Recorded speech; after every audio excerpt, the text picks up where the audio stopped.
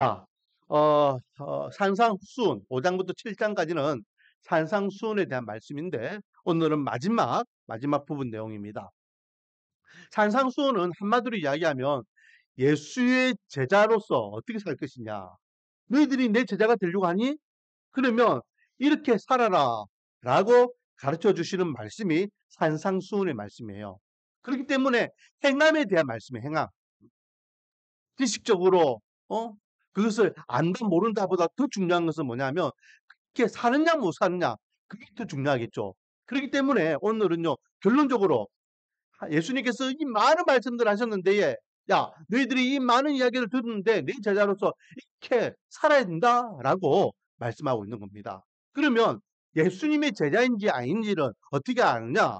오늘 이제 제목이 되겠는데요. 여러분 16절 같이 한번 읽어보겠습니다. 시작. 그들의 열매를 알지니 가시나무에서 포도를 또는 엉겅퀴에서 무화과를 따겠느냐. 뭐라고요? 그들의 열매로 그들을 안다. 너희들이 내 제자인지 아닌지 그 제자의 열매를 보면 안다.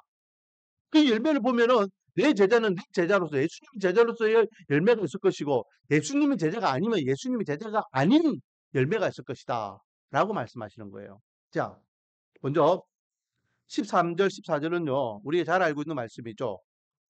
좁은 문으로 들어가라. 많은 사람들은 넓은 문으로 가지만은 생명으로 인도하는 문은 좁은 문이다라는 말씀이에요. 큰 틀에서요. 지금 예수님께서 이야기하시는 이 13절과 14절은 구원에 대한 말씀이에요. 구원에 대한. 구원받는 자는 많다, 적다? 적다. 구원받는 것은 쉽다, 어렵다? 어렵다. 구원받는 게 쉬우면요. 너나 할 것이 전부 다 구원받죠.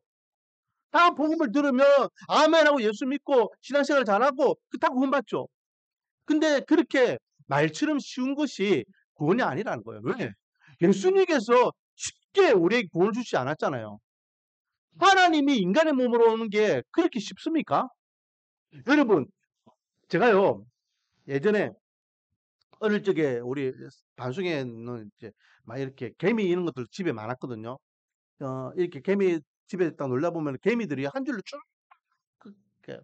그래서 그럴 적이니까 이 개미들을 골탕 먹인다고 어떨 때는 에프킬러를 해가 앞에 불 질러가지고 막 이렇게 불태기도 하고 막 공격하기도 하고 막 그래 이 아들이 그러면요 막 도망가요. 그러다 어느 순간 보면 또 자기 줄을 돌아가지고 막 하기도 하고 또 어떨 때는 앞에 어떤 가르막을 탁 막아가지고 못 지나게 하기도 하고 그래요. 왜냐하면은 너무 재밌잖아요.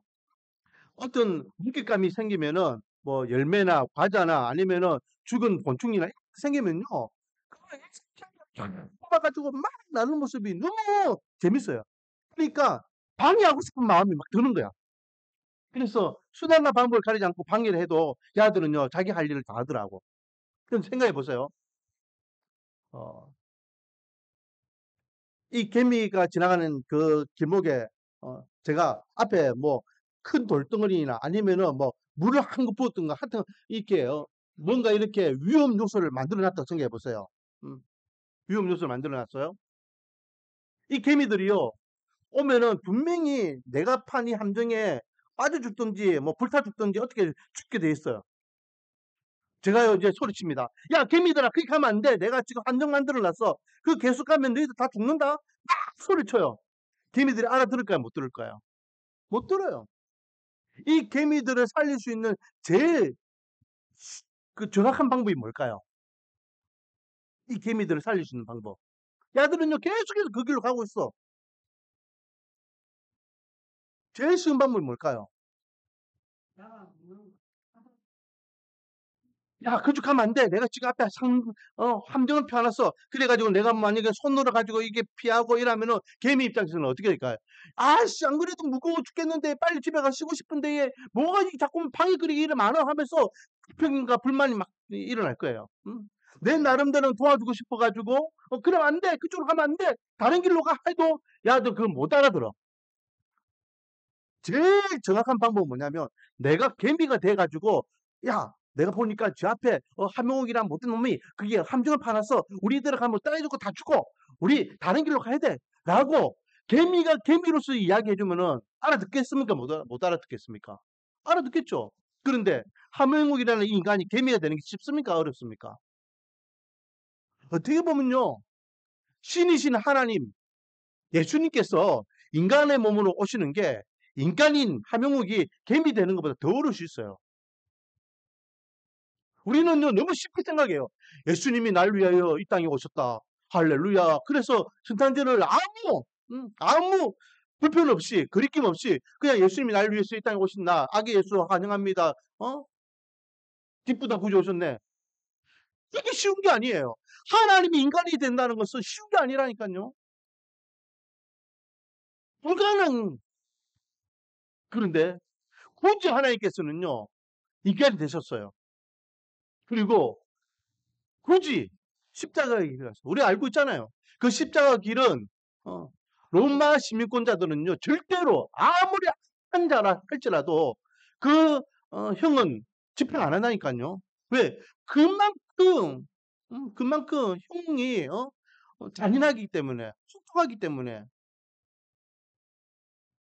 로마 시민권자들은 아무리 악한 자라도 십자가형은 실행하지 않는다, 집행하지 않는다.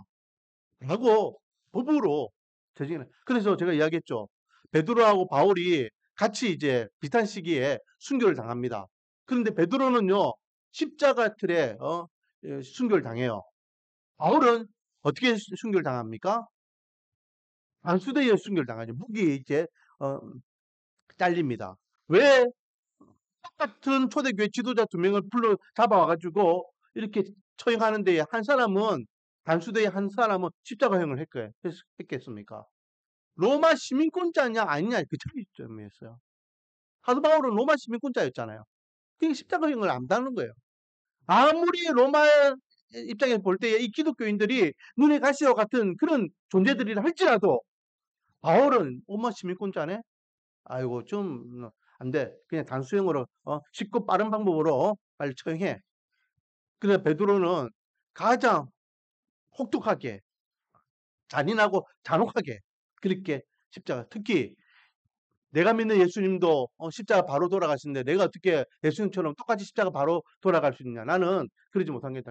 거꾸로 안 그래도 십자가 행이 괴로운데 거꾸로 피가 머리에 온데 쏠리도록 그렇게 고통스럽게 순교를 당했다는 거죠. 그 십자가는요.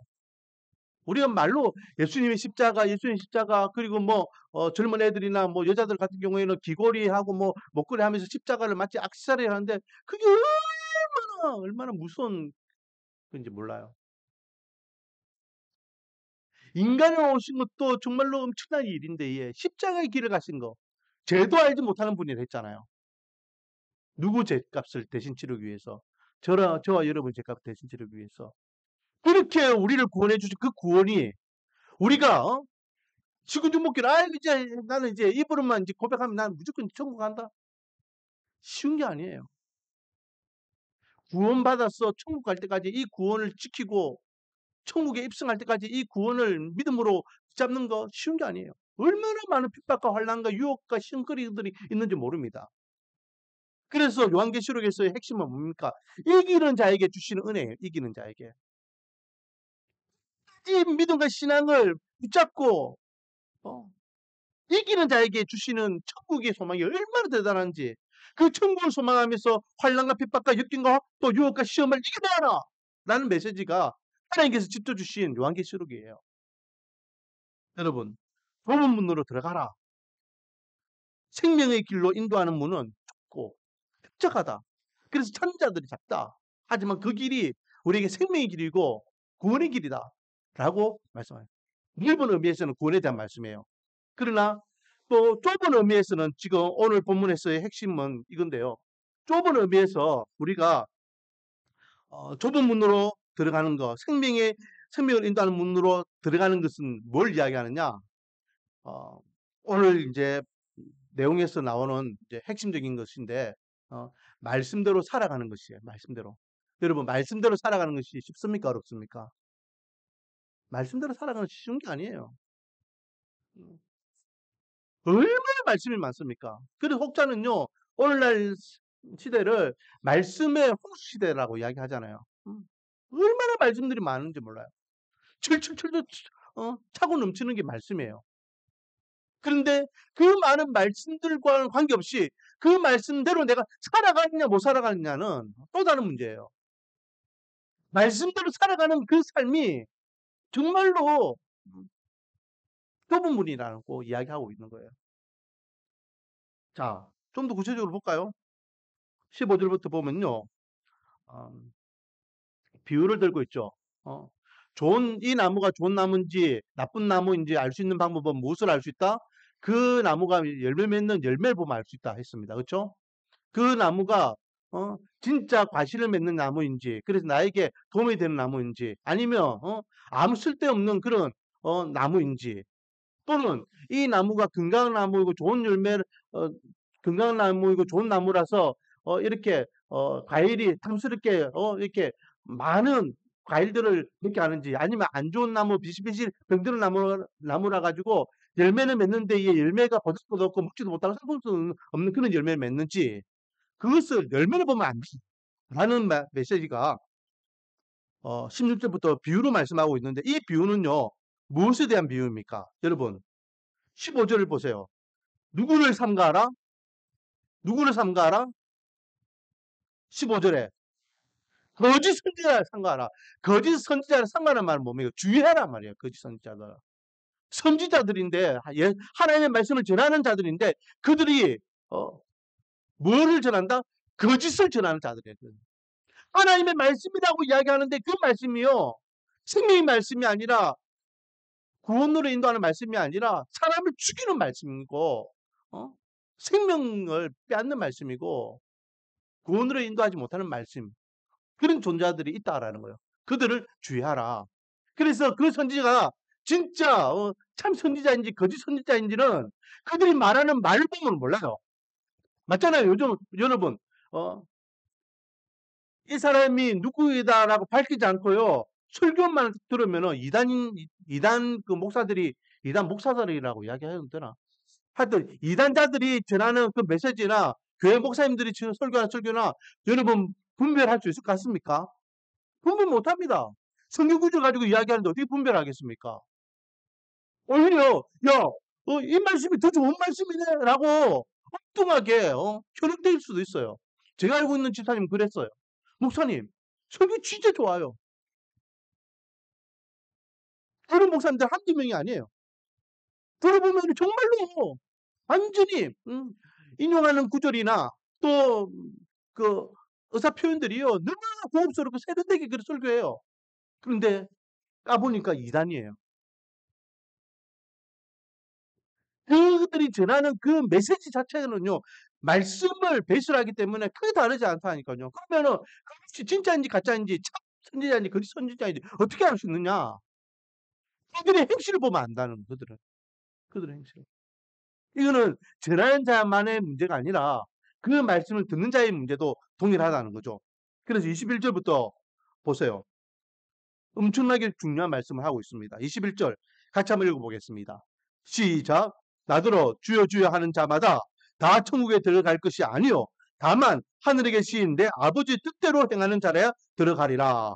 아멘. 여러분, 주여 주여 하는 자마다 다 천국에 들어가지 않는댔어요. 특히 22절에 그날에 많은 사람들이 나더러, 그날에 마지막 날에 이 땅에 많은 사람들이 예수님 보고 뭐라는지 압니까? 주여 주여 우리가 주의 이름으로 선지자 노릇하며 주의 이름으로 귀신을 쫓아내며 주의 이름으로 많은 권능을 행하지 아니하였나이까. 우리가 주님의 이름으로 설교도 하고 주의 이름으로 이렇게 표적의 기사도 일으키고 주의 이름으로 교회도 봉사하고 주의 이름으로 내가 헌신하고 주의 이름으로 열심히 했는데요, 주님은 저는 모릅니까? 그때에 주님께서 23절 내가 그들에게 밝히 말하되 내가 너희를 도무지 알지 못하니 불법을 행하는 자들은 내게 떠나가라. 모른다 했어요. 낭패죠. 마지막 때, 마지막 심판 때, 여러분 제가 요한계시록 때 계속해서 말씀드렸죠. 마지막 때에는요 기회가 있다 없다? 기회가 없어요. 그 심판대 딱 쓴 그 순간은 이제 죄가 없는 거예요. 천국 아니면 지옥이에요. 영반 아니면 영생이에요. 그때에 뭐 고치고 뉘우치고 뭐 한 번 더 기회 주세요. 없다라니까요. 그때에 마지막 때에 주여 우리 주님의 이름으로 선지자 노릇하고 많은 권능을 베풀고 주의 이름으로 저희들이 헌신봉사 충성하지 않았습니까? 내가 너희들을 도통 알지 못한다. 이 불법을 행한 놈들아. 쓱 떠나라. 그래 지옥. 끝이에요. 지금 예수님을 모르는 사람들을 향해서 말씀하시는 게 아니에요. 오늘날 이야기하면 교회 다니는 사람들을 이야기하는 거예요. 교회 다니는 사람들을. 우리가 마지막 때에 주님 제가 직분을 가지고 얼마나 열심히 했습니까? 제가 주의 소설을 얼마나 열심히 했습니까? 얼마나 많이 헌금했습니까? 얼마나 많이 예배를 열심히 다녔습니까? 얼마나 제가 주를 위하여 이렇게 열심히 했는데요. 니 모르는데 끝이라니까요. 자, 뭐라 했습니까? 주여 주여 하는 자마다 다 천국에 들어갈 것이 아니라 다만 하늘에 계신 내 아버지 뜻대로 행하는 자. 여기서도 뭐가 나옵니까? 뜻대로 뭐 하는 자? 행하는 자, 행하는 자. 행함을 이야기하고 있습니다. 어떻게 행동하느냐, 어떻게 살아가느냐, 그것을 보고 판단하겠다라는 겁니다. 입으로만 주여 하면서 그 모습으로만 열심히 하는 척, 종교행위만 열심히 하면 뭐하느냐.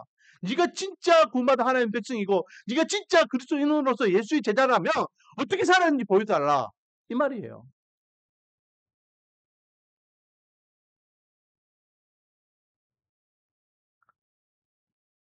자, 여러분 어떤 한 성도를 향해서 우리가 함부로 아무개는 구원받았다 안 받았다라고 평가를 할 수 없습니다. 왜요? 구원은 절대 고유 권한이 누구에게 있습니까? 오직 하나님께 있습니다. 우리는 함부로 이야기할 수 없습니다. 아무개를 향해서 저 양반 구원받았다, 저 양반 구원받지 않았다, 지옥 갈 것, 천국 그런 것을 이야기하는 것은 영적으로 교만한 거예요. 내가 하나님이 되는 거예요. 내가 재판장이 되고 내가 판사가 되는 겁니다. 그건 하나님 앞에 교만한 행동이에요. 하지만은 그분들이 어떻게 사느냐를 보면 우리는 생각은 할 수 있어요. 입으로는 내가 내뱉으면서 함부로 이야기할 수는 없지만 아, 자 저렇게 행동하는데도 진짜 구원받았을까? 구원받은 사람이 저렇게 행동할까? 예수의 제자라고 이야기하는데 저렇게밖에 행동하지 못할까? 그리스도인이라고 하는데 왜 그리스도의 향기가 없지? 안타까워하는 부분은 분명히 있을 수 있습니다. 우리 주위에 그런 사람들 얼마나 많은지 몰라요. 원하기는 다른 사람들을 평가하기 전에 먼저 우리 자신을 돌아보기를 원합니다. 나는 정말로 내 열매를 봤을 때에, 내 행함을 봤을 때에 내가 구원받은 하나님의 백성답게 살아가고 있는가? 그리스도 향기를 바라고 있는가? 남들을 볼 때에 진짜 예수생이 맞네요. 교회 다니는 사람 맞네요. 라고 이야기할 만큼의 삶을 살아가고 있는가? 내 입술의 건세가 내 생각과 내 행동과 내 삶이 그렇게 뒷받침되고 있는가? 열매를 보면 안 됐습니다. 내 삶을 보면 안 됐습니다. 말씀은 다른 사람을 정죄하는 것이 아니라 나에게 적용하는 것도 있어요. 오늘 본문을 통해서 우리 자신을 돌아보기를 원합니다. 그리고 내 열매는 어떤 열매를 맺고 있는가 한번 다시 한번 주님 앞에 점검할 수 있는 저와 여러분이 되어서 주님 앞에 섰을 때에 잘했다 인정받고 칭찬받는 그런 좋은 열매로서 인정받는 저와 여러분이 되기를 주님의 이름으로 축원드립니다. 자, 그러면 이렇게 바른 삶을 살아가고 바른 행실을 살아가고 좁은 문으로 달려갈 수 있는 근간이 무엇이냐? 근간이 무엇이냐? 결국은 24절부터의 말씀인데요. 그러므로 그렇기 때문에 라는 거죠. 그렇기 때문에 너희들의 행동을 통해 행동을 보면은 진짜인지 아닌지 알 수 있다 이 말이잖아요. 그렇죠? 그렇기 때문에 누구든지 나의 이 말을 듣고 행하는 자는 그 집을 반석 위에 지은 지혜로운 사람 같다. 어떻게 행하는 자? 어떻게 행하는 자? 말씀을 듣고 행하는 자. 말씀을 듣고. 결국은 우리가 좋은 열매를 맺느냐, 좋지 못한 열매를 맺느냐, 믿음의 삶을 살아가느냐, 믿음의 삶을 살아가지 못하느냐, 예수의 제자답게 사느냐, 예수의 제자답게 살지 못하느냐, 그 기준은 무엇을 붙잡고 살아가는 것이다? 하나님의 말씀에 붙들림 받은 삶을 살아가는 것이다. 말씀을 붙잡고 살아가면 내가 지금 이렇게 말하는 것이 하나님께서 원하시는 것인가? 하나님께 기뻐하시는 것인가? 하나님께서 뜻하시는 것인가? 내가 지금 행동하는 것이, 내가 지금 결정하는 것이, 내가 지금 살아가고 있는 환경이 말씀에 입각하여 있어 하나님 중심적인가? 말씀 중심적인가? 점검할 수 있다는 거죠. 자, 그래서 말씀대로 살아가는 자들은요, 마치 반석 위에 집을 짓는 자 같다라고 하면서, 이게 보니까 25절 뒷부분에 보니까 이는 흔들리지 않고 부딪히고 비바람에 몰아쳐도 흔들리지 않는 이유는 주추를 반석 위에 놓은 까닭이다. 주추가 뭡니까? 주자, 기둥 주자잖아. 기둥을, 그러니까 대들보가 될 만한 큰 기둥을 바위에 꽉 하니까, 여러분, 높은 빌딩을 올리기 위해서 중요한 건 뭔지 아십니까? 기초공사를 얼만큼 하느냐예요. 위에 화려하게 몇십 층, 몇백 층 올리는 것보다 더 중요한 것이 땅 안속에 보이지 않지만 거기에 얼만큼 근실하게 기초공사를 놓아서 지진이 일어나고 강풍이 불어도 이 빌딩이 흔들리지 않도록 잡아주느냐, 그게 더 중요한 겁니다. 그게 이 주축이에요, 주축. 말씀은 그런 거예요. 화려하지 못하고 좀 투박하고 좀 못났고 좀 내가 남들보다 여유롭지 못해가지고 그렇게 하지 못한다 할지라도 내 중심에 말씀이 깊이 박혀 있으면 어떤 비바람에 몰아치고 어떤 상황이 엄습해 와도 흔들리지 않는다는 거예요. 말씀이 없기 때문에 갈대처럼 조금만한 바람만 흔들려도요, 막 흔들리고 조금만한 문제가 생기면은 우수수 다 떨어지고, 세게 바람 불면은 해가 막 볼 만큼 넘어가고. 오직 우리의 신앙을 붙잡을 수 있는 근간은 말씀밖에 없음을 믿으시기 바랍니다. 그래서 저와 여러분은 정말로 믿음의 삶을 살아가기 위해서 말씀을 붙잡고 살아갈 때에 하나님께서 원하시고 하나님 기뻐하시고 하나님께서 만족하시는 삶을 통하여 하나님의 영광이요, 또 말씀대로 살아가는 하나님의 백성들에게는 은혜와 기쁨과 감사요, 믿지 않는 자들에게는 믿는 자의 영향을 끼치는 복된 인생이 될 줄 믿습니다. 결론적으로 예수님께서 너희들이 진짜 내 제자로서 삶을 살아가기를 원하니 그러면 내가 전해준 이 말씀에 순복하며 살아라. 그리고 그 말씀대로 살아가는 그 행위의 삶이 따라올 때에 너희들은 내 제자야. 하지만 말씀대로 살아가는 거 말처럼 그 쉬운 게 아니야. 좁은 문으로 들어가는 것처럼 어렵고 힘들어. 그래도 끝까지 말씀대로 살아가면 어떤 핍박과 환난, 역경과 어려움이 와도 비바람이 몰아쳐도 흔들리지 않을 거야. 라며 말씀에